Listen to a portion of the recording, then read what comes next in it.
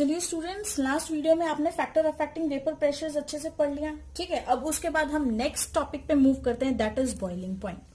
वैसे तो आप सबको ही पता है बॉइलिंग पॉइंट क्या होता है ना। जैसे कि आप बोल देंगे कि वाटर का बॉइलिंग पॉइंट 100 है, बट इसको थोड़ा केमिस्ट्री पॉइंट ऑफ व्यू से थोड़ा अच्छे से समझते हैं कि आप बॉइलिंग पॉइंट एक्चुअल में किस पॉइंट को बॉइलिंग पॉइंट बोलते हैं, ठीक है। हम बोलेंगे क्या, ये एक ऐसा टेम्परेचर है, it is a temperature, it is a temperature at which ये एक ऐसा टेम्परेचर है at which the vapor pressure of liquid at which the vapor pressure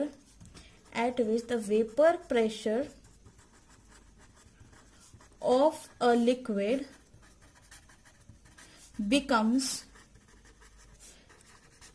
equal to the external pressure।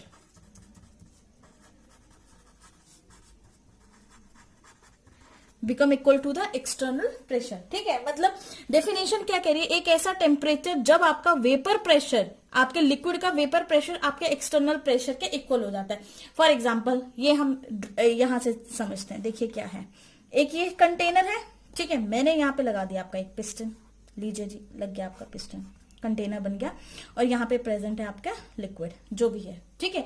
अभी फिलहाल के लिए इस कंटेनर के अंदर कोई भी वेपर्स प्रेजेंट नहीं है, नो वेपर्स आर देयर, ठीक है, no vapours inside the container, no vapour inside, ठीक है। अब हम क्या करेंगे, ये फर्स्ट स्टेप जब मैंने पहले देखा तो इसमें कोई भी वेपर नहीं था। अब सेकंड स्टेप के अंदर अगर मैं आपको बोलूं, सेकंड स्टेप के अंदर हम क्या करेंगे, इसको हीट करना स्टार्ट करते हैं, ठीक है। अब सेकंड में बाद में जैसे मैंने देखा वेपर नहीं है, मैंने क्या किया, इसको स्टार्ट हीटिंग, मैं लिख देती हूँ यहाँ पे स्टार्ट हीटिंग, मैंने इसको हीट करना स्टार्ट किया, ठीक है।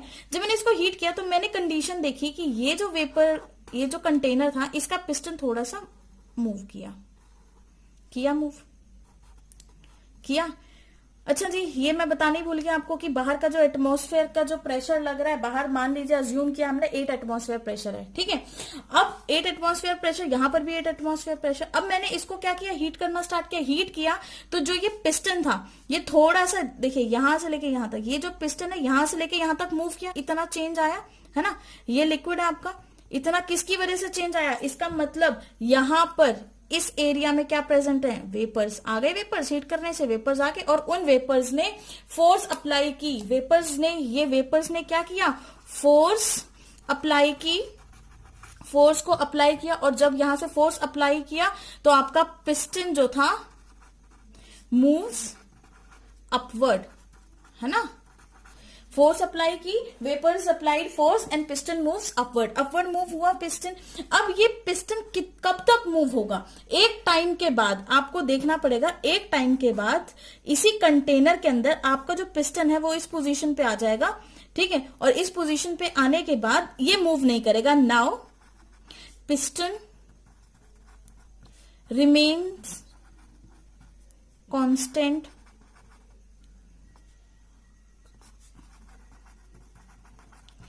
एट दिस पोजीशन, ठीक है, एट दिस पोजीशन। अब इस पोजीशन पे जो आपका पिस्टन है वो कांस्टेंट है।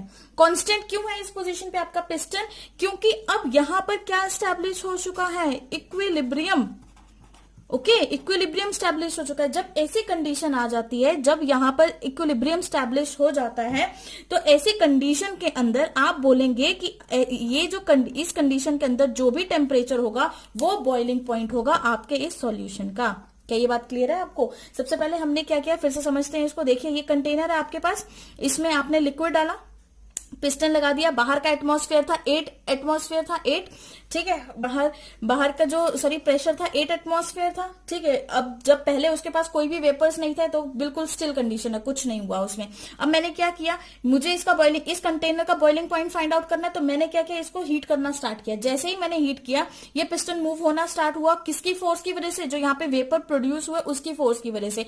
अब जैसे ही हम इसको हीट करते जा रहे, एक टाइम ऐसे आएगा, ये पिस्टन ऊपर जाते जाते एक कांस्टेंट पोजीशन पे आ जाता है। ये जो पोजीशन है पिस्टन की, ये उसकी कांस्टेंट पोजीशन है, और इस पोजीशन से अब ऊपर पिस्टन आपका नहीं जाएगा। इस पोजीशन को जब आपका पिस्टन कांस्टेंट हो गया, अब यहां पर कोई भी मूवमेंट नहीं हो रही है और इक्विलिब्रियम सेटअप हो गया, है ना, आपका इक्विलिब्रियम सेटअप होता है। इस कंडीशन को बोलते हैं, इस टेम्परेचर को बोलते हैं बॉइलिंग पॉइंट।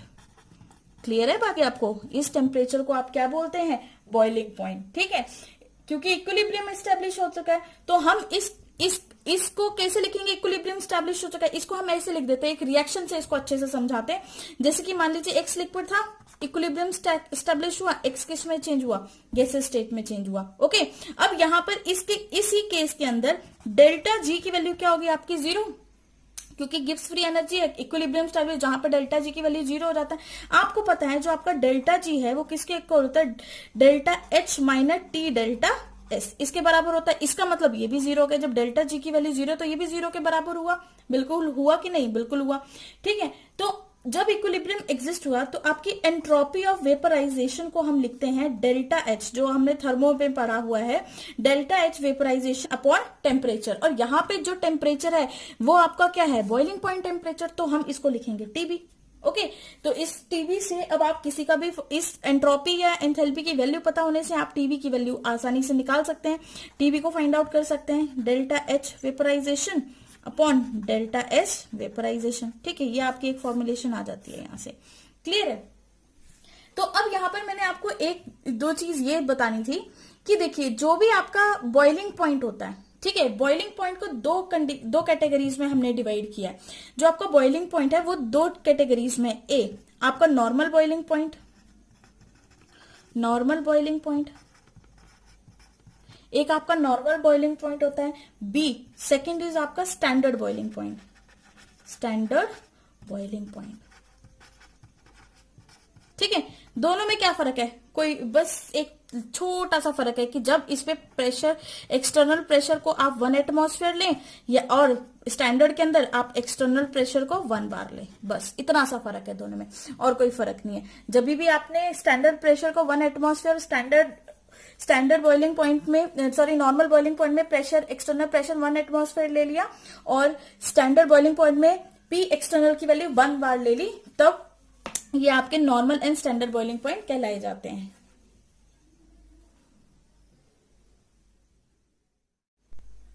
चलिए स्टूडेंट्स, बॉइलिंग पॉइंट तो होप सो आपको समझ में आया। जिसको नहीं समझ में आया वो कमेंट सेक्शन में मुझे बता दे कि बॉइलिंग पॉइंट में क्या प्रॉब्लम आई है आपको, ठीक है। मैं आपकी पूरी कोशिश करूंगी कि आपकी हेल्प कर सकूं उसको समझाने में। ओके, नेक्स्ट अब हम मूव करते हैं कि कौन कौन से ऐसे फैक्टर्स हैं जिन पे बॉइलिंग पॉइंट डिपेंड करता है, मतलब बॉइलिंग कौन कौन सी चीजों पे बॉइलिंग पॉइंट आपका डिपेंड करेगा। ओके, तो सबसे पहले लिखते हैं, देखिए आपका जो बॉइलिंग पॉइंट है वो किस पे डिपेंड करता है?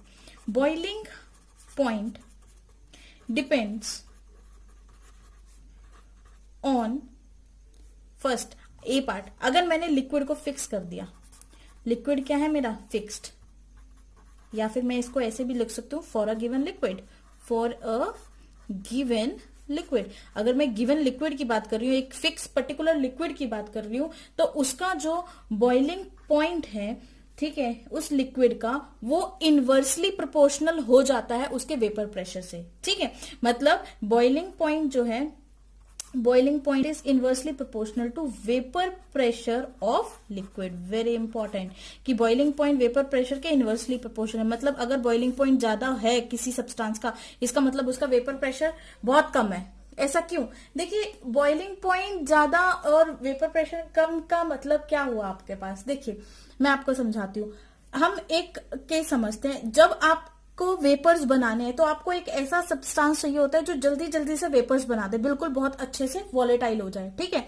लेकिन अगर कोई एक ऐसा सब्सटेंस है जिसका बॉइलिंग पॉइंट ज्यादा है, तो वो तो धीरे धीरे से वेपर बनाना स्टार्ट करेगा ना, धीरे धीरे वेपर बनाना स्टार्ट करेगा, तो वो वेपर का प्रेशर नहीं बन पाएगा इतना अच्छा जितना एक क्विक वेपर बनाने वाला मॉलिक्यूल होगा। क्लियर है ये बात? तो जिसका बॉइलिंग पॉइंट ज्यादा, उसको उतना ही टाइम लगेगा वेपर बनाने में। इसलिए हम बोलते हैं जिस भी कंपाउंड का बॉइलिंग पॉइंट ज्यादा होता है उसका वेपर प्रेशर कम, या वेपर प्रेशर ज्यादा, अगर वेपर प्रेशर ज्यादा होगा तो सब्सटेंस का बॉइलिंग पॉइंट कम, ठीक है। एक दूसरे के वाइस वर्सा है। क्लियर है ये बात? हाँ जी, चलिए नेक्स्ट सेकेंड पॉइंट की तरफ अब हम मूव करते हैं। सेकंड पॉइंट क्या बोलता है कि जो बॉइलिंग पॉइंट है लिक्विड का वो हमेशा इंक्रीज करेगा with external pressure. Very important point, ये इंपॉर्टेंट पॉइंट है, आप इसको मार्क करेंगे अपनी नोटबुक्स के अंदर भी, कि जो बॉइलिंग पॉइंट होता है, लिखते हैं इसको पहले, boiling point of liquid always increases with increase with increase in external pressure.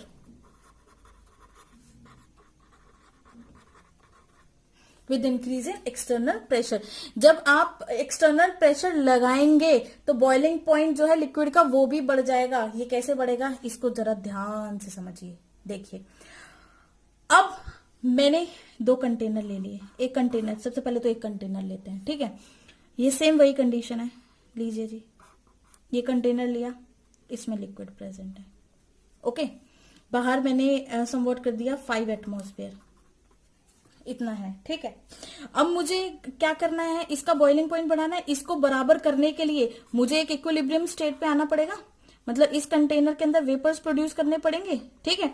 तो जैसे ही मैंने क्या किया, एक्सटर्नल प्रेशर इंक्रीज किया 5 एटमॉस्फेयर से, अब मैं 8 एटमॉस्फेयर कर देती हूं। मान लो कि मैंने एक्सटर्नल प्रेशर बढ़ा दिया, तो एक्सटर्नल प्रेशर पे इक्विलिब्रियम को सेटअप करने के लिए, इक्विलिब्रियम को सेट अप करने के लिए, उसके बॉइलिंग पॉइंट तक पहुंचने के लिए बहुत ज्यादा आपको वेपर्स प्रोड्यूस करने पड़ेंगे। जितने ज्यादा वेपर्स प्रोड्यूस होंगे उतने ही तो ये पिस्टन ऊपर मूव होगा, और जितना ज्यादा आपका ये पिस्टन ऊपर मूव होगा, लेट्स से इस आपका पिस्टन यहाँ पे मूव हुआ, ठीक है, तो वो तब तक इक्विलिब्रियम कंडीशन पर नहीं पहुंचेगा जब तक वहां पे वेपर्स प्रोड्यूस होना स्टार्ट नहीं होंगे। समझ में आया? अगर आपके पास 5 एटमॉस्फेयर प्रेशर है तो वहां पर एक्सटर्नल मतलब अगर एक्सटर्नल प्रेशर कम है तो इसका मतलब बॉइलिंग पॉइंट को भी टारगेट जो मिला है वो बहुत कम मिला है। लेकिन जब आपका मैंने प्रेशर बढ़ा दिया 8 एटमॉस्फेयर, अब 8 एटमॉस्फेयर पे इक्विलिब्रियम को सेटअप करने के लिए उसको उतनी ही मेहनत करनी पड़ेगी, ठीक है। तो इसीलिए कहते हैं बॉइलिंग पॉइंट जो है लिक्विड का वो हमेशा बढ़ता है